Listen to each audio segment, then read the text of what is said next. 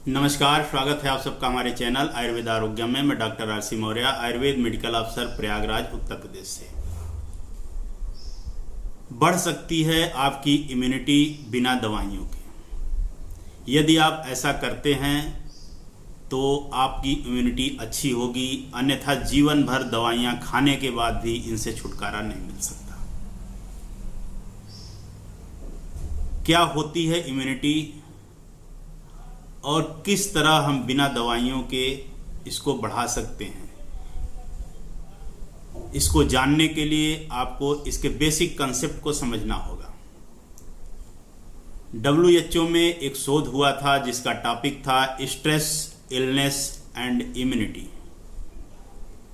प्रतिरोधक क्षमता। हर व्यक्ति की इच्छा होती है कि उसकी प्रतिरोधक क्षमता अच्छी हो। यह प्रतिरोधक क्षमता अच्छी कैसे होगी? अगर हम स्ट्रेस में जी रहे हैं तो बिल्कुल संभव नहीं है। आज के परिवेश में बचपन से लेकर वृद्धावस्था तक पूरा जीवन स्ट्रेसमय है, स्ट्रेस से भरा हुआ है, तनाव से भरा हुआ है। क्या होता है जब व्यक्ति स्ट्रेस में होता है तो उसकी इम्यूनिटी के साथ क्या होता है? इस पूरे प्रक्रिया को, पूरे प्रोसेस को हम समझेंगे इस वीडियो में। तो अंत तक बने रहिए और इसको समझिए ताकि इससे छुटकारा मिल सके। अन्यथा व्यवस्थाएं तो हैं जो करने के बावजूद भी आप ठीक नहीं हो पाते हैं। तो आइए एक एक स्टेप को समझते हैं। हमारे शरीर में दो तरह के लिम्फोसाइट्स होते हैं, बी सेल्स और टी सेल्स, जो हमारे शरीर में रोगों से बचाव करते हैं। जो भी एंटीजेंस या फॉरेन बॉडीज या वायरस या बैक्टीरिया हमारे शरीर में प्रवेश करते हैं, ये लिम्फोसाइट्स उनसे हमें बचाते हैं। जब हम स्ट्रेस में होते हैं तो हमारे शरीर में कई सारे ऐसे केमिकल्स सिक्रीट होते हैं, निकलते हैं, जो हमारे शरीर के लिए ही हानिकारक हो सकते हैं। सामान्य स्ट्रेस में जब थोड़ा तनाव होता है तो उस अवस्था में ये हार्मोन्स, ये केमिकल्स लाभदायक होते हैं, उतने खतरनाक नहीं होते हैं। लेकिन अगर यह स्ट्रेस लंबे समय तक बना रह गया तो समस्या पैदा होती है। स्ट्रेस की अवस्था में हमारे शरीर से निकलने वाला स्ट्रेस हार्मोन जो एड्रिनल ग्लैंड से निकलता है, जिसको हम कॉर्टिसॉल कहते हैं, यह कॉर्टिसॉल जब सामान्य अवस्था में होता है, अर्थात इसका लेवल जब सामान्य होता है, तो हमारे शरीर में हार्ट रेट को, ब्लड प्रेशर को, ब्लड शुगर लेवल को मेंटेन रखता है, इम्यूनिटी को भी बढ़ाता है, मेमोरी पावर को भी बढ़ाता है, और शरीर में होने वाले पेन सेंसेशन या दर्द जो होता है उसको कम रखता है। लेकिन अगर यही स्ट्रेस हार्मोन लंबे समय तक ज़्यादा बना रहे तो उस अवस्था में क्या होगा? उस अवस्था में हमारे शरीर में थकान आएगी, चिड़चिड़ापन होगा, सर में दर्द होगा, डाइजेस्टिव सिस्टम डिस्टर्ब होगा, पाचन क्रिया सुचारू रूप से नहीं होगी, ब्लड प्रेशर बढ़ेगा, शुगर लेवल बढ़ने लगता है, और सेक्स पावर में कमी आती है, महिलाओं में मेंस्ट्रुअल साइकिल डिस्टर्ब होता है, और स्लीप डिस्टर्बेंस होता है, यानी नींद प्रॉपर नहीं आती है। ये स्थितियां तब उत्पन्न होती हैं जब स्ट्रेस लंबे समय तक बना रहे और कॉर्टिसॉल लेवल लंबे समय तक बढ़ा रहे। अब हम आगे देखेंगे कि किस तरह से यह कॉर्टिसॉल हमारे शरीर में क्रिया करता है। हाई स्ट्रेस की अवस्था में शरीर में बढ़ा हुआ कॉर्टिसॉल फैट और मसल सेल्स में इंसुलिन के एक्शन को, क्रियाविधि को प्रभावित करता है, इंसुलिन रेजिस्टेंस क्रिएट करता है, और लीवर में ग्लूकोज के प्रोडक्शन को बढ़ाता है।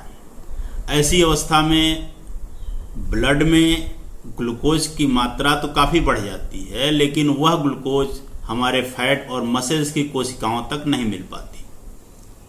इस स्थिति में ब्लड शुगर लेवल काफ़ी बढ़ जाता है, यानी डायबिटीज़ उत्पन्न हो जाती है। दूसरी स्थिति यह उत्पन्न होती है, चूंकि यह फैट और मसल सेल्स प्रॉपर ग्लूकोज या एनर्जी न मिल पाने की वजह से भूखी होती हैं और एक फॉल्स हंगर सिग्नल क्रिएट होता है। मतलब ये कोशिकाएं हमारे ब्रेन को सूचित करती हैं कि हम भूखे हैं और हमको और ज़्यादा से ज़्यादा ग्लूकोज चाहिए। ऐसी स्थिति में भूख लगती है और व्यक्ति ज़्यादा से ज़्यादा एनर्जेटिक डाइट खाने का प्रयास करता है।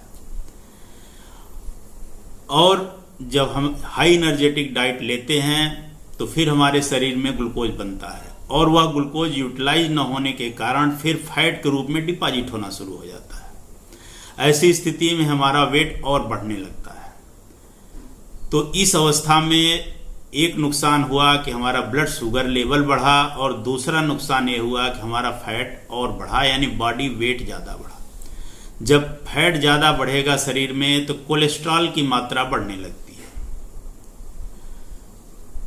कोलेस्ट्रॉल की मात्रा बढ़ने से आप समझ सकते हैं ब्लड वेसल्स में कोलेस्ट्रॉल डिपॉजिट होता है और धमनियों में नैरोइंग यानी सिकुड़ना उत्पन्न हो जाता है। धमनियों का जो वॉल्यूम है वो कम होने लगता है। हाई कॉर्टिसोल लेवल हमारी ब्लड वेसल्स को सिकोड़ती हैं, नैरोइंग उत्पन्न करती हैं। ऐसी स्थिति में हार्ट रेट बढ़ता है और ब्लड प्रेशर बढ़ने लगता है। धमनियों में बढ़ने वाला ब्लड प्रेशर आगे चलकर अवरोध उत्पन्न करता है, धमनियों को नुकसान पहुंचाता है और कोरोनरी आर्टरी डिजीज यानी ब्लॉकेज उत्पन्न करता है और कोरोनरी आर्टरी डिजीज उत्पन्न होती है, एंजाइना और हार्ट अटैक का कारण बनता है और ब्रेन में स्ट्रोक का कारण बनता है। तो ये तीनों अवस्थाएं खतरनाक हैं और तीनों अवस्थाओं के मूल में है हमारा स्ट्रेस। स्ट्रेस उत्पन्न होने से ही कॉर्टिसोल का लेवल बढ़ा और कॉर्टिसोल से ही हमारा ग्लूकोज लेवल बढ़ा, फैट लेवल बढ़ा और ब्लड प्रेशर बढ़ा। चौथा नुकसान एक और है जो हमारे डाइजेस्टिव सिस्टम को प्रभावित करता है। हाई कॉर्टिसोल लेवल हमारे डाइजेशन को प्रॉपर होने नहीं देता और अगर प्रॉपर डाइजेशन नहीं हो रहा है तो आगे चलकर इरिटेटिंग बाउल सिंड्रोम यानी IBS डेवलप होगा और अल्सर की स्थिति उत्पन्न होने लगती है। दूसरा इनडायरेक्ट इसका एक इफेक्ट और है कि ऐसे व्यक्ति जो ज़्यादा स्ट्रेस में होते हैं तो उनमें कुछ बैड हैबिट्स डेवलप होने लगती है। ऐसे व्यक्ति स्मोकिंग शुरू कर देते हैं। स्मोकिंग हमारे फेफड़ों के लिए नुकसानदायक है और फेफड़ों में अगर गड़बड़ी उत्पन्न होती है तो आप समझ सकते हैं क्या होगा। अल्कोहल यूज करने लगते हैं। अल्कोहल से हमारा लीवर और गुर्दा दोनों डैमेज होता है और प्रॉपर लीवर फंक्शन या प्रॉपर किडनी फंक्शन ना होने की वजह से भी हमारी इम्यूनिटी वीक होने लगती है।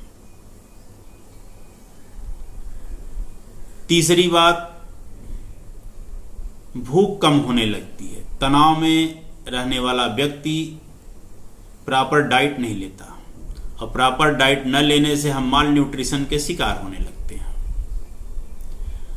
और ऐसा व्यक्ति जो स्ट्रेस में जी रहा है, तनाव में जी रहा है, उसमें लैक ऑफ एक्सरसाइज भी डेवलप होती है।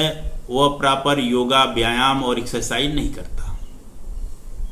ऐसी स्थिति में भी हमारी इम्यूनिटी वीक होने लगती है क्योंकि प्रॉपर एक्सरसाइज करने से हमारे जो लिम्फोसाइट्स होते हैं वो एक्टिवेट होते हैं, उनका फंक्शन एक्टिवेट होता है। शरीर में यूटिलाइज होती है, आपके जो एक्स्ट्रा ग्लूकोज है, एनर्जी है, यूटिलाइज होता है। और अगली बात, अगर व्यक्ति स्ट्रेस या तनाव में रह रहा है तो प्रॉपर नींद नहीं लेगा, स्लीप डिस्टरबेंस होगा। स्लीप डिस्टरबेंस होने से पूरे दिन थकान बनी रहेगी, बॉडी की क्रियाविधि भी प्रभावित होती है। तो इस तरह आपने देखा कि कॉर्टिसोल लेवल जो स्ट्रेस के बढ़ने से उत्पन्न हो रहा है, बढ़ रहा है, वो हमारे शरीर की इम्यूनिटी को किस तरह से प्रभावित करता है, डायरेक्ट और इनडायरेक्ट दोनों रूप में। अब हम बात करते हैं इसके निराकरण की। वो कौन कौन से उपाय हैं, कौन सी विधियां हैं जिनको करने से आप स्ट्रेस से मुक्त रह सकते हैं और अपनी इम्यूनिटी की प्रतिरोधक क्षमता को बढ़ा सकते हैं। इन बातों से आपको बिल्कुल स्पष्ट हो चुका है कि हमें स्ट्रेस को कम करना है, और स्ट्रेस कम करने के लिए सबसे अच्छा उपाय होता है योग करें, मेडिटेशन करें या विपश्यना साधना से जुड़ें। ये विधियां आपको स्ट्रेस से मुक्त रखती हैं और जीवन की वास्तविकता को समझाती हैं, जीवन के विज्ञान को समझाती हैं। आयुर्वेद में बताए गए आहार विहार और दिनचर्या ऋतचर्या का पालन करें। पूरा आयुर्वेद एक जीवन का विज्ञान है जिसमें सब कुछ समाहित है। योग, ध्यान, विपश्यना साधना, मेडिटेशन सब कुछ समाहित है। पूरी विधियां हैं उसमें, हमें किस तरह से करना है। तो आजकल योग और मेडिटेशन को आयुष विभाग के द्वारा ऑनलाइन वेबिनार के माध्यम से और कई ऐसे व्यवस्थाएं हैं जिनके माध्यम से आप तक पहुंचाने का प्रयास किया जा रहा है।